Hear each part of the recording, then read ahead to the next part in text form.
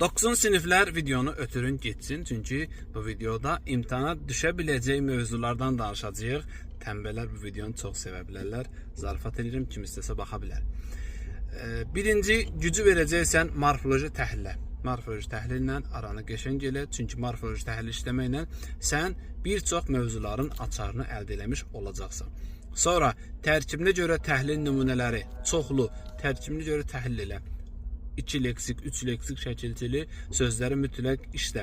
Feilin qrammatik məna növlərini yaxşı öyrən, o bir çox mövzuların açarıdır morfologiyada. Sintaktik təhlili yaxşı öyrən, çünki sintaktik təhlil də ümumi sintaksin açarıdır. Sabah cümlə üzvünün ifadə vasitəsini soruşsa, işinə çox yarayacaq. Bundan başqa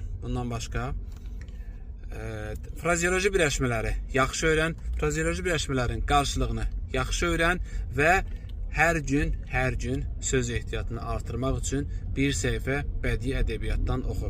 Məsələn, İsmail Şıxlının Dəli Kür romanını götür, gündə 2-3 səhifə oradan oxu. Sənə tanış olmayan sözlərin mənasını mütləq öyrən. Frazeoloji birləşmələrlə bağlı aranı yaxşı elə, söz ehtiyatını artır.